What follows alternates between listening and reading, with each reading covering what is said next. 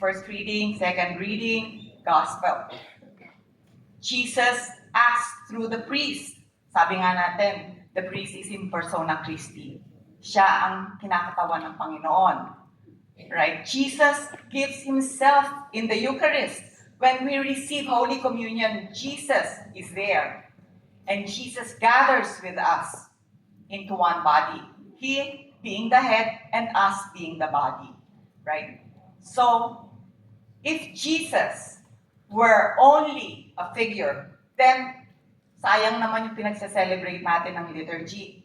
But because He is present in the Mass, our faith is true. Our faith is merong dahilan, right? Now, para mainganyo natin or para ang community ay mag-guide natin sa prayer, liturgical ministers like us has to have knowledge of this, an understanding of the liturgy with their minds. So we have to study the theology, learning the structure, the symbols, and the meaning, and also experiencing the liturgy with their heart. So kanina nga, hindi ba sabi ko sa inyo, hindi lang action, kailangan inire-reveal ni God who He is and sino tayo sa Kanya. Kaya, with the mind, when we learn about God, and through the heart, by growing in Him. If a minister only treats the liturgy as a duty, kunyari kayo, pumupunta lang kayo kasi kayo ang naka-roster, para pa, right? Andito lang kayo, showmanship yon, walang relationship. Kaya kailangan, para maging totoo ang celebration natin, it has to be personal. We have to personally walk the path of prayer so that the Christ, kung sino yung mga kasama natin nagsa-celebrate, Christ in the liturgy, they will meet Christ in the liturgy. Hindi lang yung performance. Okay? Although, of course, sabi nga din natin, performance is good. Kailangan marunong din naman tayo kung ano yung hinihingi ng ating role.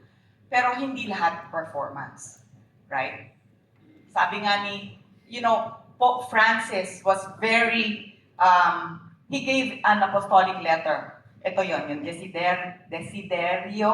Desideravi. Inano niya yung mga liturgical ministers. Kasi talagang yun yung earnest desire niya na tayong lahat ay may mag-grow sa liturgy. So liturgy gives glory to God, not because we can make God more glorious and add anything to His infinite beauty. I don't know if you listen to the preface sa Mass. Meron isang preface doon, sabi niya, our praises does not add glory to God because glorious na siya eh. Yung praises natin para sa atin, hindi para sa Kanya. Ito ay para sa sanctification natin. Kaya kung sa tingin nyo, you praise God because He will be more glorious, no. We praise God so that we will grow in Him. Okay? So what does liturgy do? Anong ginagawa ng liturgy? Anong ginagawa niya? Performance.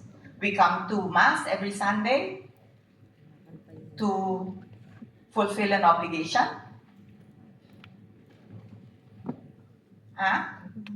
Meron nga isang pare, sabi niya, if you are coming to Mass just for an obligation, forget it. Right? Hindi naman niya sinasabi, huwag na kayo magsimba. Kaya lang sayang yung ipinupunta nyo para umattend ng Mass kasi you don't get anything from it. Right? So what does liturgy do? Pwedeng basa? Kaya niyo bang basahin? So, it glorifies God by opening us to His glory. So, glorifies God. In other words, God doesn't need, hindi ba ito yung sinabi ko sa inyo? He doesn't need our worship to be more beautiful. But we need liturgy so that His beauty can reach us.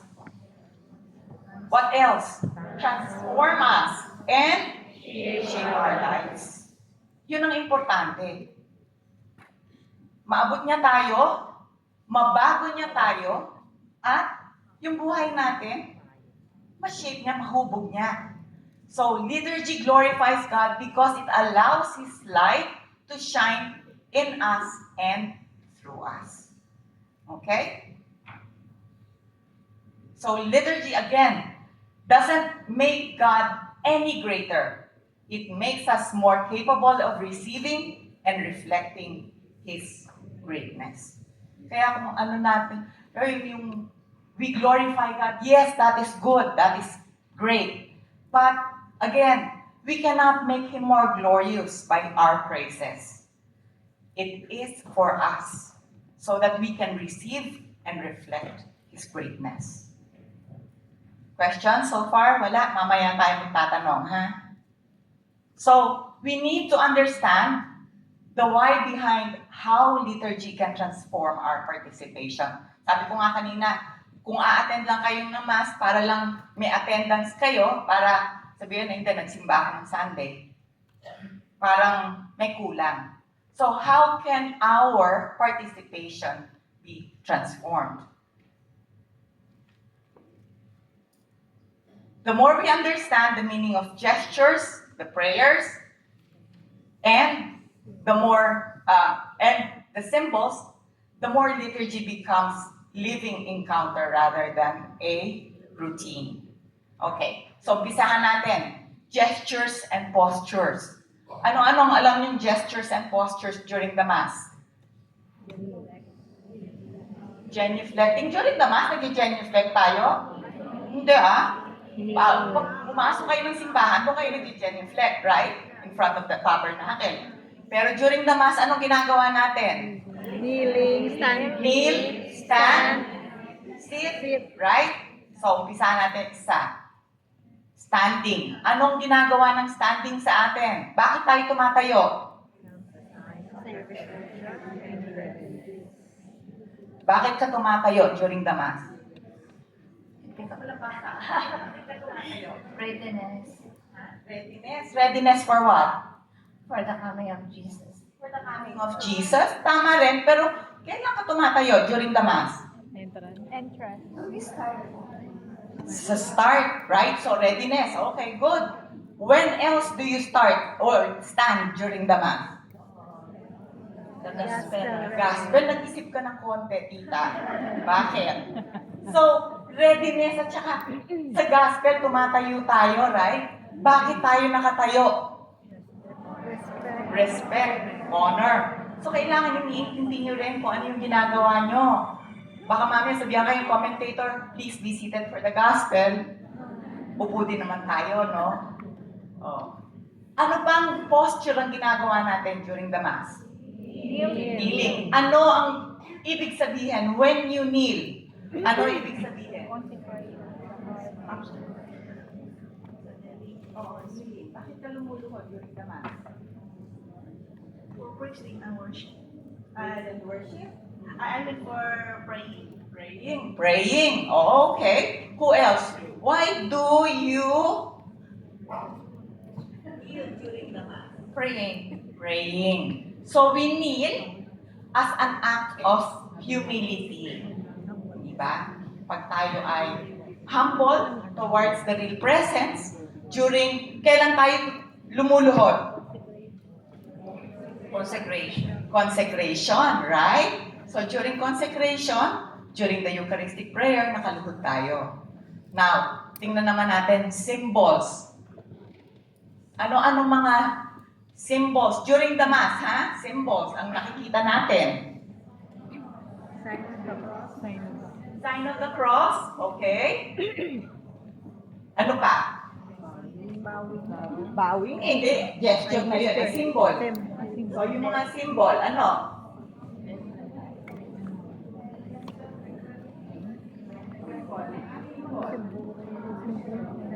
Candles, Incense. Ano, what signifies the incense? Prayer. Rising up to heaven, right? Okay. And then, prayer naman. So, meron na tayong gestures, postures, meron na tayong symbol, prayer. Ano yung prayer na dinadasal ng pare na ginagather niya lahat ng ating mga prayers?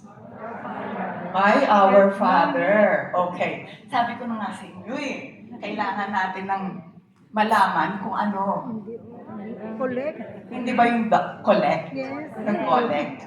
Right. So, isa ng misa, sasabihin ni Father, let us Let's pray. pray. Doon niya ginagather lahat ng prayers natin. So, collect. So, see, kailangan. So then, after the Gloria, di ba, pag Sunday, with the priest will say, let us pray. Tawag doon, collect. So, kino-collect yung prayers natin doon sa pari. That's yung mga intention natin doon. That's yung tawag collect. It is the prayer of the church. Di ba? Ginagather niya lahat ng ating mga prayers and He lifts it up. Okay? So, ngayon, alam na natin, right? So, at least may dagdag tayong kaalaman. So, all this, when we know what these actions signify, we pray them, not just perform. Kaya nga sabi ko sa inyo, relationship, showmanship. Hindi na showmanship, relationship. Okay? Next. The liturgy roots us in Scripture. So sometimes our Protestant brothers tells us, kayong mga Catholic, wala kayong alam sa Scriptures. Totoo? Ha? Totoo? Oo? Pinatinig ako, oo. Kuya James, oo daw. Oo. Well, I beg to disagree. You know, ang parts of the Mass are all taken from Scriptures. For example, so umpisa pa lang, meron na tayong kinuha from Scripture. Ano sa tingin mo yon? Umpisa. Kinakanta natin, especially pag linggo. Gloria! Gloria! Sino nag-proclaim ng Gloria? The angels, right? When Jesus was born. Right? So the angels at Bethlehem, so Scripture. What else is taken from Scripture? Siyempre, of course, yung readings. Yeah. Right? But later on, kinakanta pa rin. Very good. Yung Sanctus, it's taken from Isaiah. Right? And then the Eucharistic prayers. Ano ba itong Eucharistic prayer na to? Ito yung commemoration yung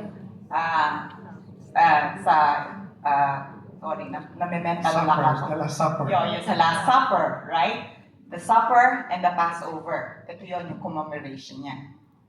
And then, dismissal. Ano to? Yung sinasabi ng priest, go and praise the Lord. Saan ito nakuha sa gospel? Sabi ni kay St. Matthew, ano sabi? Go and make disciples, baptizing them in the name of the Father, and of the Son, and of the Holy Spirit. Right? So, kaya tayo, rooted in Scripture ang liturgy. Knowledge of these connections makes the liturgy feel like stepping into biblical story. Okay? Kaya pag next time sinabi, kayo, wala kayong alam sa Scriptures. Hindi. Meron tayong alam. Yun lang. Kaya kailangan makikinig rin kayo sa first, sa second, at saka sa gospel para mas marami ang inyong kaalaman. The Lamb of God also, the Lamb of God is John the Baptist, di ba? Yeah. Oh. So, see, hindi ko lang Yung sinabi ni John this is the Lamb of God. Di ba yung kanasa natin? Yung Lamb of God. And that was during when? Hindi. Yung kailan sinabi yung this is the Lamb of God ni John the Baptist? Kailan niya yung sinabi? Hindi. During the baptism of Jesus. Yes. Right? Okay.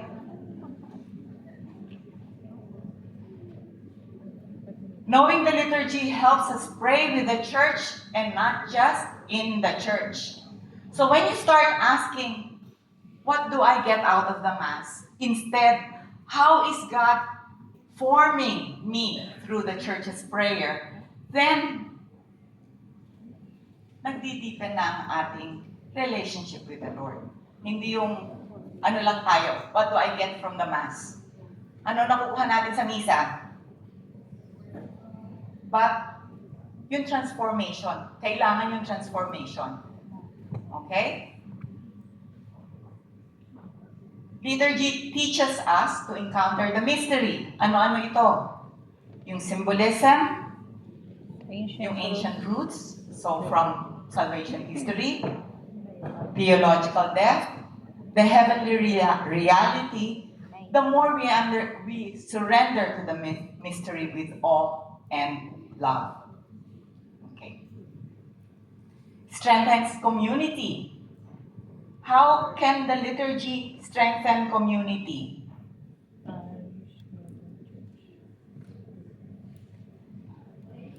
As a parish, di ba? Dahil kung linggo-linggo, pumupunta kayo sa simbahan nyo, linggo-linggo, the same people ang inyong namimit. Right? So nagkakaroon kayo ng sort of camaraderie, sisterhood, brotherhood. Right, sister? Saan tayo? Oy, holiday ngayon, saan tayo pupunta?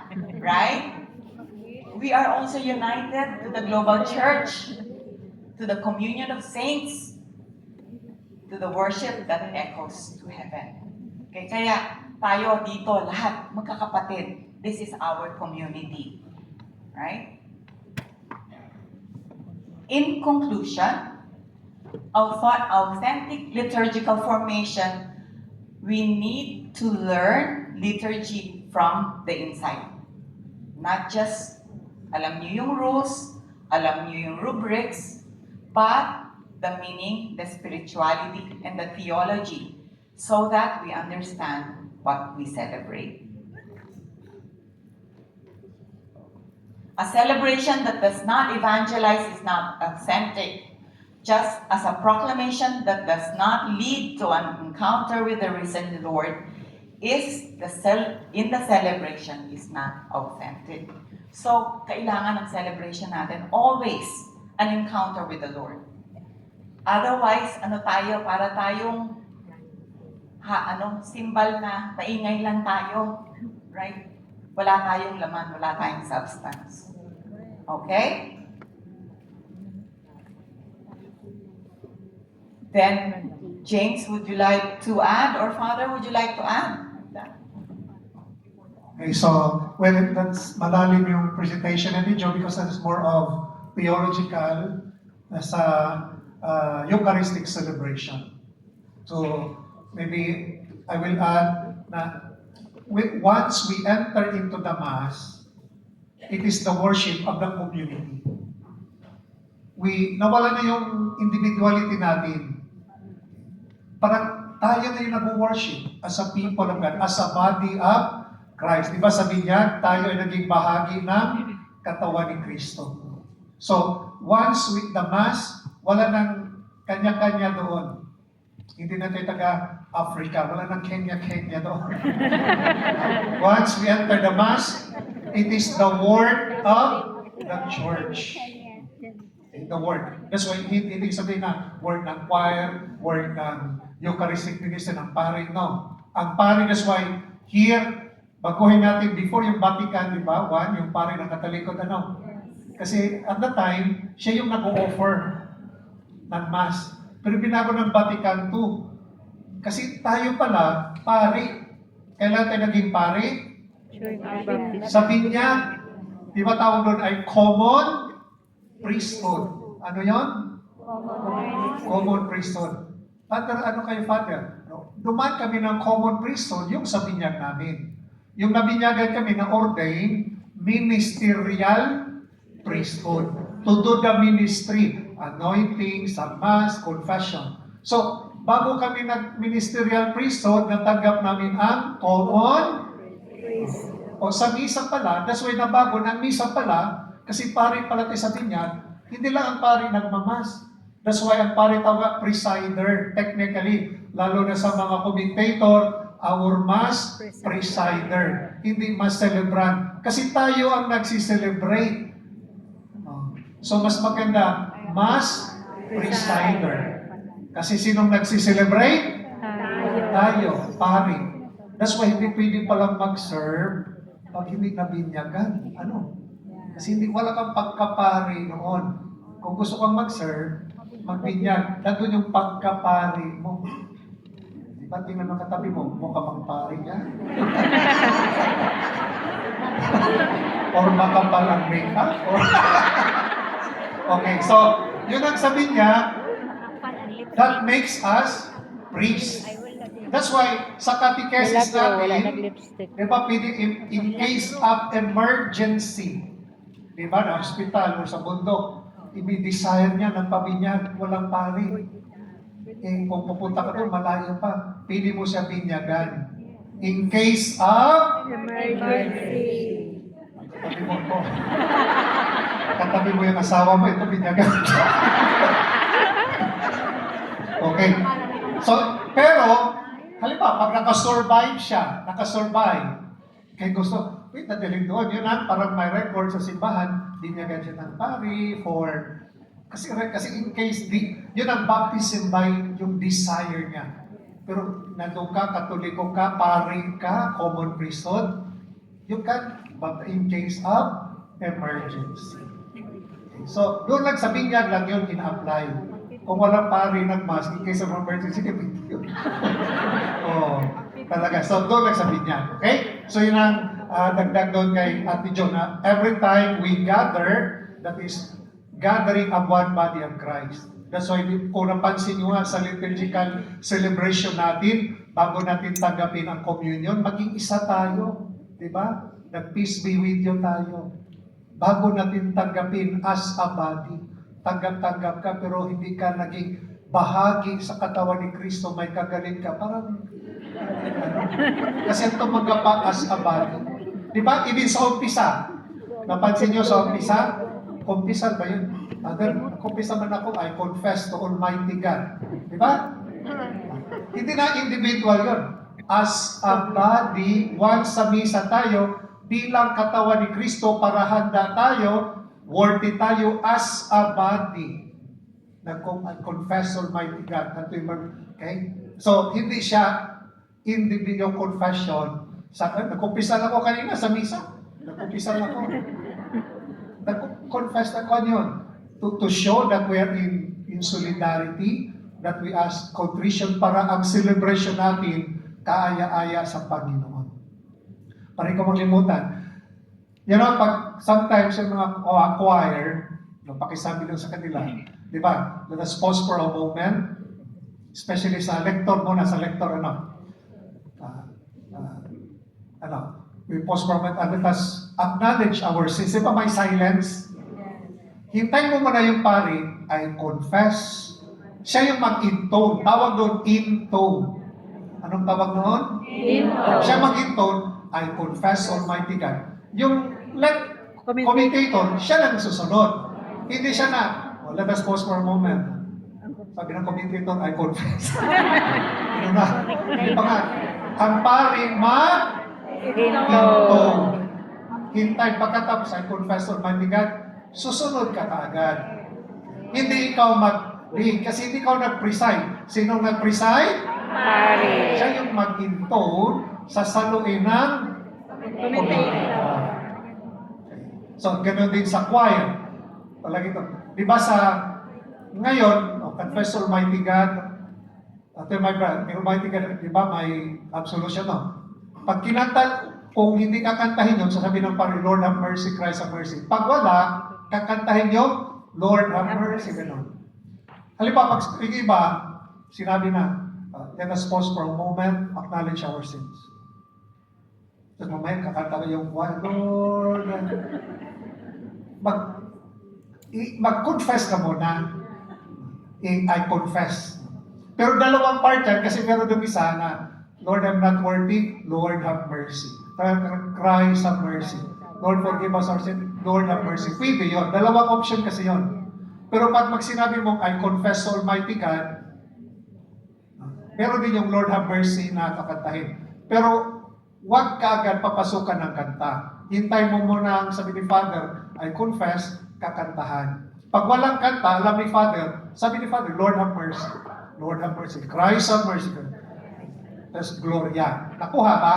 Yes. So yun ang, at isa pa rin, hindi ko makalimutan, sa lector, a commentator. Di ba?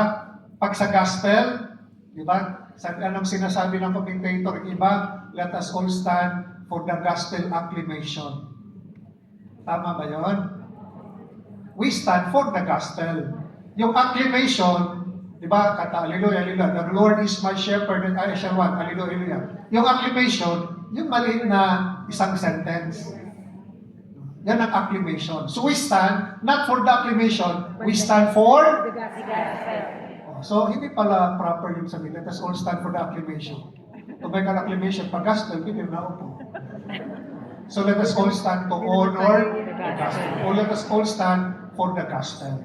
So, nakuha. Kasi yung acclamation, yung binabasa nyo ng isang sentence, yun ang acclamation. Kasi pag hindi siya kakantahin, i-recite mo siya, para na siyang kinakanta. Maski walang kanta, pag sinabi mo acclamation, yun na yung introduction sa gospel.